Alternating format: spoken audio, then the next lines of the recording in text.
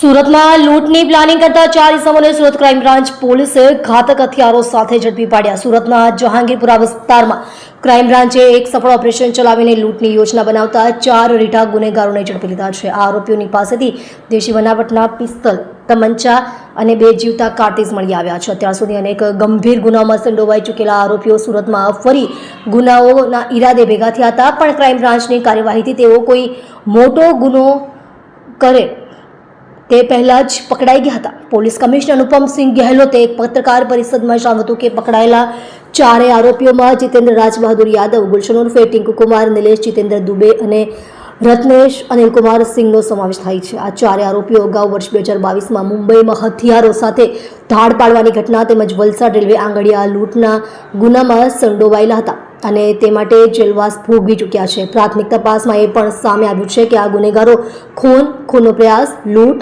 ધાડ તેમજ arms act હેઠળના અનેક ગુનાઓમાં પકડાઈ ચૂક્યા છે।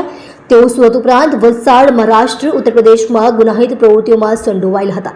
આ ટોળકી હાલ સુરતમાં નવા ગુનાને અંજામ આપવા માટે હથિયારો ભેગા કરી રહી હતી। જોકે ગુપ્ત માહિતીના આધારે ક્રાઇમ બ્રાન્ચે સમયસર કાર્યવાહી કરી અને આરોપીઓને નવા ગૌરવપથ રોડ જહાંગીરપુરા વિસ્તારથી ઝડપી લીધા હતા। સુરત પોલીસ કમિશનર અનુપમસિંહ ગહેલોતે જણાવ્યું હતું કે આ આરોપીઓનો ઈરાદો સુરતમાં ફરી લૂંટના ગુનાને અંજામ આપવા પાછળ હતો, પરંતુ અમારા અધિકારીઓએ સમયસર કાર્યવાહી કરીને મોટો ગુનો થતાં પહેલા જ અટકાવ્યો છે। આવા ગુનેગારો સામે કડક પગલાં લેવામાં આવશે।